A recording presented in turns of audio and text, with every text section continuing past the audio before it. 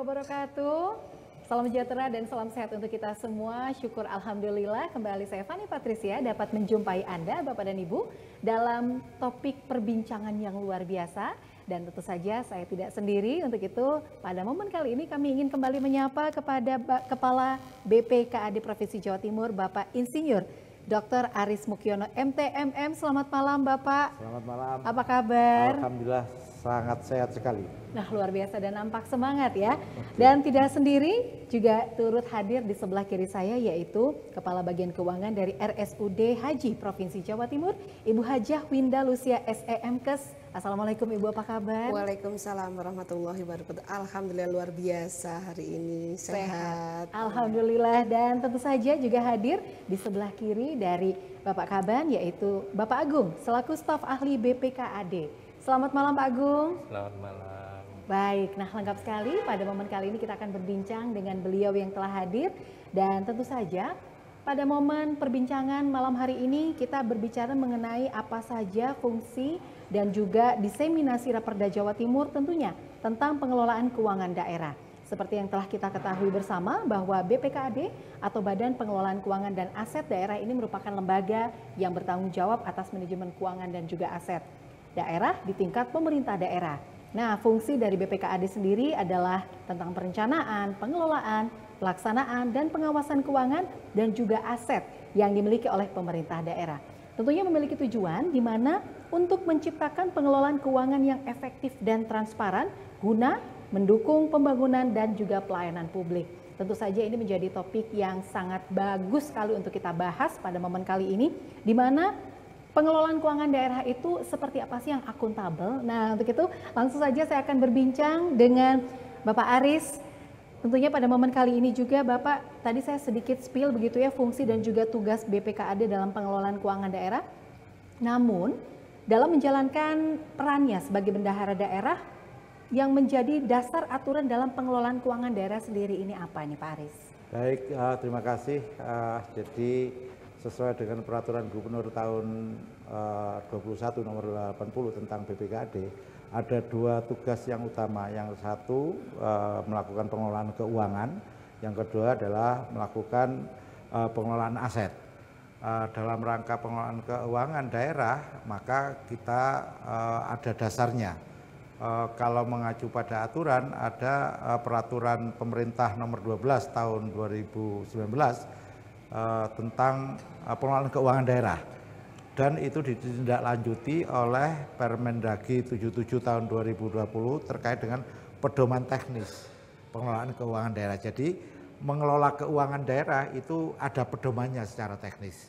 Jadi tidak sembarangan, mulai dari yang seperti disebutkan tadi, perencanaan, penganggaran, penatausahaan sampai pertanggungjawaban. Oleh karenanya BPKAD selaku bendahara daerah menjadi dalam tanda kutip mengorkestrai OPD-OPD yang ada di Jawa Timur dalam rangka pengelolaan keuangan supaya akuntabel, dapat dipertanggungjawabkan. Prinsipnya seperti itu. Baik. Jadi uang Rp1 pun yang dibelanjakan oleh OPD itu bisa dipertanggungjawabkan. Baik, nah itu tentunya sangat penting sekali, namun tidak lepas dari kendala dan juga hambatan begitu Pak Aris ya. Realisasi anggaran daerah apa saja solusi dari kendala atau hambatan yang ada? Jadi gini, postur APBD itu kan selain pendapatan ada belanja. Belanja itu dari APBD yang didesain oleh sebuah daerah, misalnya di Pemprov Jatim, anggap saja di tahun 2023 ini bahwa belanja daerah kita adalah sekitar 37 triliun. Didistribusi ke 91 entitas yang dipertanggungjawabkan. Nah, ketika duit itu didistribusikan kemudian dibelanjakan, maka masing-masing OPD diharapkan bisa menyerap sesuai tepat waktu, tepat sasaran, tepat tujuan.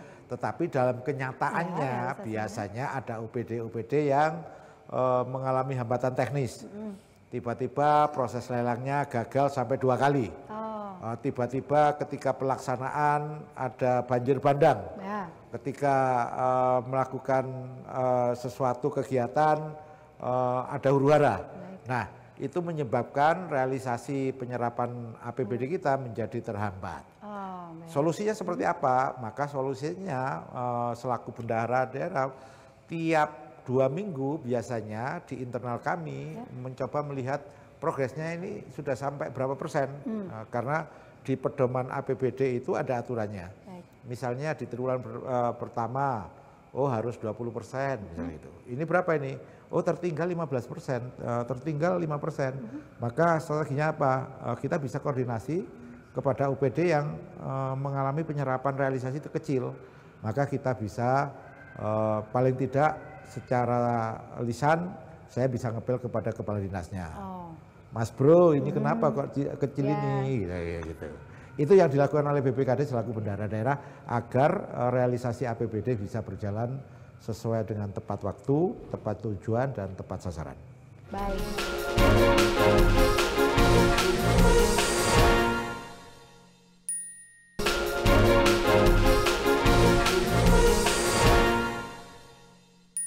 Kita sudah berbincang mengenai langsung kehambatan dan kendala begitu ya, karena walaupun sudah ada aturannya nih. Saya boleh berbincang dengan Ibu Indah dulu. Nah, ini kan sebagai salah satu institusi juga begitu ya, bagian dari pemerintah daerah Provinsi Jawa Timur begitu. Sebenarnya seperti apa sih pengelolaan keuangan daerah itu supaya akuntabel? Baik, jadi pengelolaan keuangan daerah dikatakan akuntabel itu kita harus seperti yang disampaikan oleh Bapak Kepala Badan tadi bahwa kita harus mulai dari perencanaan. Karena pengelolaan keuangan itu berawal dari perencanaan, kemudian pelaksanaan penganggarannya, kemudian penatausahaan dan pertanggungjawaban. Jadi tentunya setiap langkah ini harus dipatuhi, kemudian setiap kali ada perencanaan harus benar-benar direncanakan sesuai dengan kebutuhan. Kemudian pelaksanaannya itu harus sesuai dengan apa yang sudah direncanakan. Sedangkan penatausahaannya itu harus benar-benar dicatat sesuai dengan apa yang telah direncanakan dan apa yang telah dikerjakan. Sebagai pertanggungjawaban akhir pengelolaan keuangan daerah, khususnya itu kami di OPD, itu adalah bagaimana mempertanggungjawabkannya, yang mana pertanggungjawaban itu harus benar-benar transparan, akuntabel, yang dapat dipercaya pertanggungjawaban itu, seperti itu. Oke, baik. Nah, kalau misalnya kita berbincang mengenai akuntabel seperti itu ya, idealnya nih, pemerintah daerah dalam mengidentifikasi dan juga mengelola risiko keuangan itu seperti apa, Bu Indah? Jadi mengidentifikasi risiko itu sama dengan mitigasi risiko, yang selama ini kami di OPD menganggap luar biasa yang ada di BPKAD. Ini luar biasa sekali karena apa? Mitigasi risiko yang dilakukan adalah seperti yang Bapak Kaban sampaikan tadi, selalu ada rekonsiliasi, kemudian pemantauan penggunaan anggaran, perencanaan, dan pertanggungjawaban.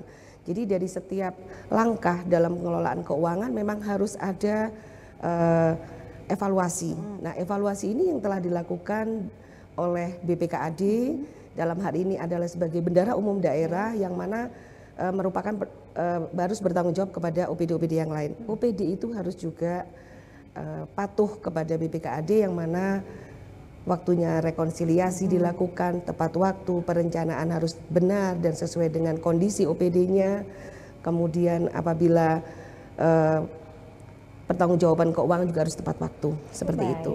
Itu dia ya. Kalau boleh menambahkan, jadi untuk meminimalkan resiko penyimpangan, BPKAD itu hampir tiap bulan mengadakan namanya rekon. Baik. Jadi supaya OPD itu belanjanya berapa, sudah sampai di mana gitu. Itu dari sisi penganggaran. Dari sisi pertanggungjawaban, bidang akuntansi juga melakukan seperti itu.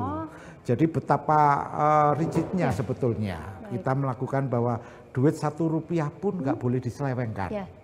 Prinsipnya seperti itu, supaya akuntabel. Baik, itu dia ya prinsipnya, supaya tentu saja tujuannya untuk akuntabel tersebut. Nah, sekarang saya ingin berbincang dengan Pak Agung selaku staf ahli dari BPKAD. Melihat pengelolaan keuangan daerah yang telah dilakukan saat ini begitu ya, selama berjalan ya katakanlah di tahun 2023 ini, menurut Pak Agung seperti apa? Baik, seperti yang disampaikan Bapak Kepala BPKAD tadi di depan, bahwa pengelolaan keuangan ini didasarkan pada suatu peraturan perundang-undangan. Nah, kalau saya mengamati apa yang dilakukan di Provinsi Jawa Timur saat ini itu sudah sesuai dengan ketentuan peraturan perundangan yang berlaku dan sudah dapat juga dipertanggungjawabkan. Hal ini dibuktikan dengan bahwa sampai dengan saat ini ya, Provinsi Jawa Timur ini telah mendapat opini WTP dari BPK ini sudah 10 kali berturut-turut. Ya, jadi indikatornya seperti itu. Wah, ini luar biasa sekali ya. Jadi 10 kali ini juga bisa dikatakan menjadi bukti begitu ya. Dan bagaimana menurut Pak Agung pemerintah daerah ini harusnya meningkatkan kapasitas sumber daya manusia di bidang keuangan. Berarti kan ini in general begitu Pak Agung ya. Iya. Untuk peningkatan SDM, ini untuk Provinsi Jawa Timur saat ini memang ada beberapa hal yang telah dilakukan ya. Misalnya untuk yang khusus ya pengelolaan keuangan daerah itu di BPKAD ada satu UPT ya, itu yang mendapat tugas di sana untuk membina terkait dengan pengelolaan SDM-nya, peningkatan SDM-nya dalam mengelola keuangan. Nah, di sana itu tugas utamanya di sana ada klinik ya, klinik konsultasi. Ya. Itu kalau ada permasalahan bisa dikomunikasikan di sana. Terus yang kedua itu ada bimbingan teknis. Nah, bimbingan teknis ini biasanya diperuntukkan untuk SKPD yang di lingkungan pemerintah Provinsi Jawa Timur ya. Bisa dari misalnya ada ASN baru atau P3K yang baru itu bisa dilatih di sana. Terus yang ketiga itu di sana juga ada tugas pendampingan. Nah, untuk pendampingan itu biasanya kepada kabupaten kota yang ada di lingkungan Provinsi Jawa Timur. Jadi yang terkait khusus untuk keuangan peningkatan SDM-nya itu ya. Misalnya. Baik, itu yang telah disampaikan Pak Agung ya, bagaimana untuk meningkatkan. Nah, Pak Aris, ini kan dalam rangka tertib administrasi dan transparan begitu ya, dari apa yang harus lebih ditingkatkan lagi begitu. Apa yang dilakukan BPKAD juga dalam pengelolaan keuangan untuk lebih tertib gitu? Supaya tertib administratif yang ujung-ujungnya adalah aman gitu ya. Yang pertama semua komponen baik BPKAD personilnya maupun dinas memahami aturan. Baik. Aturan dalam rangka mempertanggungjawabkan keuangan. Itu yang pertama. Ya. Yang kedua bahwa supaya itu bisa terjadi cepat, maka semua yang terkait dengan penyajian maupun pelayanan BPKAD kepada OPD kita lakukan berbasis online. Oh, baik. Jadi mulai dari bagaimana OPD ketika mau mencairkan kita pakai program namanya Sipol. Baik. Kemudian dalam perencanaan anggaran saat ini sudah di sudah dikomandani oleh Depdagri, namanya SIPD, Sistem Informasi Pembangunan Daerah, yang di dalamnya ada sistem keuangan. Jadi mulai dari perencanaan sudah on the track, jadi terrecord, ada jejak digitalnya, dari sisi pelaksanaan juga ada jejak digitalnya, pertanggungjawabannya juga ada jejak digitalnya. Artinya apa? Dengan asumsi menggunakan teknologi informasi diharapkan semua proses bisa berjalan secara akuntabel dan memudahkan. Baik, berarti ini bisa dikatakan bahwa sekarang pengelolaannya sudah berbasis IT semua begitu, digital semua ya. Jadi di Pemprov Jatim bahwa pengelolaan keuangan itu sudah tidak ketemu antara OPD yang melakukan pencairan dengan BPKAD. Ini dipertemukan di sistem. Baik, Gitu. Baik, jadi ini juga untuk meminimalisir resiko-resiko juga begitu ya Pak Aris ya. Baik, nah Bu Winda, ini kalau misalnya kita berbicara mengenai teknologi kan ini sudah banyak sekali peningkatan-peningkatan baik itu secara SDM maupun teknologi begitu ya. Harapan dari Bu Winda sendiri nih dalam penanganan resiko keuangan dalam mewujudkan pengelolaan keuangan daerah yang akuntabel. Baik, jadi apa yang disampaikan oleh Pak Kepala Badan tadi memang sekarang sudah bukan lagi 4.0 tapi 5.0 sehingga semua harus dikendalikan oleh digitalisasi. Selama ini hampir semua OPD itu sudah menjalankan digitalisasi. Sebagai contoh di OPD kami, Rumah Sakit Haji, antara bendahara dengan penyedia barang tidak pernah bertemu. Sehingga semuanya dilakukan melalui digitalisasi, pembayaran melalui transfer, kemudian penyerahan berkas belanja juga sudah mulai digitalisasi sehingga itulah meminimalisasi atau mitigasi resiko kami untuk terhadap hal-hal yang dikatakan tidak akuntabel. Tetapi pelaporan dan pertanggungjawaban semua tetap dilakukan. dengan baik dan tercatat dengan rapi. Jadi kami punya prinsip catat apa yang dikerjakan dan kerjakan apa yang dicatat, seperti itu. Ini juga bisa menjadi salah satu moto terbaru saya begitu ya. Terima kasih banyak. Ini menginspirasi, semoga juga bisa diterapkan di OPD-OPD lain begitu ya.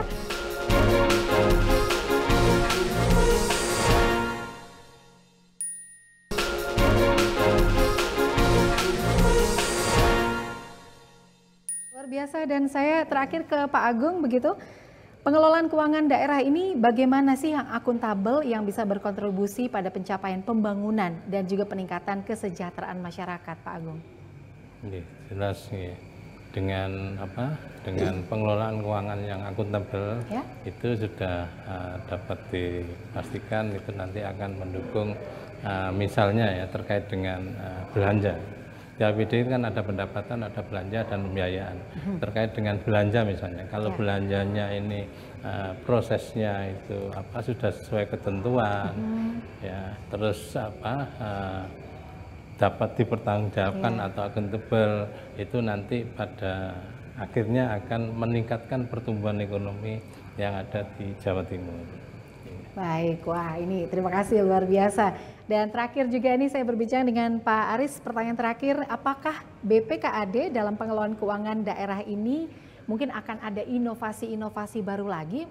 Sebelum mengawali tahun 2024, boleh mungkin Pak di-spill dulu sedikit apa mungkin Pak kira-kira? Wajib ya, inovasi sesuai dengan arahan Ibu Gubernur yang IKI Jatim, jadi inovasi, kolaborasi dan inisiatif. Artinya bahwa setiap detik saya ngomong ke teman-teman, disiplin itu jangan disiplin tepat waktu, tapi disiplin terhadap kinerja. Ketika disiplin terhadap kinerja, sering membaca aturan, berdiskusi, dari situ muncul akan inovasi. Saya minta ke setiap bidang di BPKAD, silahkan itu diimprovekan dan diutarakan. Kami akan jembatani menjadi inovasi yang tujuannya adalah mempermudah pelayanan ke OPD-OPD. Tentu basicnya adalah teknologi. Itu yang akan kami lakukan. Wow, amin. Semoga bisa terrealisasi dengan baik dan juga dijalankan dengan baik, diterapkan gitu ya. Baik, dan terakhir juga ini menuju ke sesi penghujung acara kita untuk berbincang pada momen kali ini. Begitu Ibu Winda, closing statement yang ingin disampaikan. Silakan. Jadi yang disampaikan, saya terima kasih sekali kepada Bapak Kepala Badan. Luar biasa sekali ini apa yang telah dilakukan oleh BPKAD. Itu luar biasa menurut saya, karena saya juga punya teman di beberapa provinsi lain tidak seperti di BPKAD Provinsi Jawa Timur yang selalu tertib di dalam mengingatkan kami di OPD, kemudian selalu rutin memberikan arahan-arahan, selalu rutin juga memberikan koordinasi. Itu sangat luar biasa Pak Ari, saya sangat berterima kasih sekali. Karena apa? Karena kami itu di OPD itu selalu menjadi cermin kami itu adalah BPKAD, di mana kalau BPKAD itu sangat tertib, kami malu kalau tidak tertib juga, seperti itu. Nah, oleh karena itu pesan kami untuk OPD-OPD yang lain, marilah kita selalu tertib dalam perencanaan, tertib dalam pengelolaan keuangan, tertib dalam penatausahaan, dan goalnya adalah bagaimana kita bisa menjanjikan laporan keuangan yang akuntabel, seperti itu. Baik, terima kasih banyak Bu Winda. Saya menuju ke Pak Agung terlebih dahulu untuk closing statement perbincangan kita malam ini. Silakan Pak Agung. Baik, terkait dengan pengelolaan keuangan daerah yang ada di Provinsi Jawa Timur saat ini sudah baik. Diharapkan nanti ke depannya menjadi semakin lebih baik, sehingga menjadi semakin responsif, efektif, efisien, didukung dengan digitalisasi. Berikutnya terkait dengan juga tanda tangan elektronik dan paperless. Baik. Sehingga nanti dengan apa yang kami sampaikan itu menjadi pengelolaan keuangan ini realisasinya akan menjadi lebih cepat, karena tidak ada ketemu antara SKPD dan BPKAD sebagai BUD. Baik, jadi eco-friendly juga ini dimasukkan begitu ya dalam harapannya ke depan untuk closing statement. Bapak Aris, tentunya kami harapkan sekali untuk closing statement sekaligus juga untuk bisa menambah semangat nih rekan-rekan dari BPKAD Provinsi Jawa Timur. Terima kasih. Jadi semangatnya BPKAD bahwa tiap hari harus berinovasi, tiap hari harus siap melayani, tiap hari harus cair, cepat, akuntabel, inovatif, responsif. Bahwa setiap saat kita melakukan melayani UPD itu basicnya adalah aturan, tetapi jangan menghambat. Ketika ada masalah, komunikasikan ke pimpinan. Jangan diputusi sendiri, sehingga kita ini kan partnernya OPD. Kalau OPD itu tidak difasilitasi, tidak dibimbing, maka siapa lagi dari sisi pengelolaan keuangan? Karena kami menganggap secara pribadi bahwa 1 rupiah uang negara itu harus dipertanggungjawabkan. Maka BPKAD ke depan harus agile terhadap perubahan lingkungan, tuntutan zaman. Tentu apa yang disampaikan tadi, aturan menjadi dasar, tapi inovasi tetap harus berjalan sesuai dengan kebutuhan zaman. Baik. Terima kasih. Baik, terima kasih banyak. Jadi harus paralel begitu ya. Baik, karena memang waktu harus kami akhiri untuk perbincangan kali ini, luar biasa sekali. Kami ucapkan terima kasih kepada Kepala Badan Pengelolaan Daerah untuk Provinsi Jawa Timur, Bapak Dr. Insinyur Aris Mukyono MTMM atas kehadirannya juga, dan ini perbincangan yang menginspirasi sekali. Kami juga ucapkan terima kasih atas kehadirannya, berkenan untuk bisa berbincang begitu ya dengan Kepala Bagian Keuangan RSUD Haji Provinsi Jawa Timur, Ibu Hajah Winda Lucia SEMKes, dan tidak lupa kami ucapkan terima kasih apresiasi kepada Bapak Agung selaku staf ahli BPKAD. Baik. Kita akhiri momen perbincangan kita kali ini, namun tentu saja kami masih memiliki banyak sekali tema dengan menghadirkan narasumber-narasumber yang tentu saja berkompeten untuk bisa memberikan wawasan dan juga wacana sesuai dengan tema-tema berbeda yang kami hadirkan.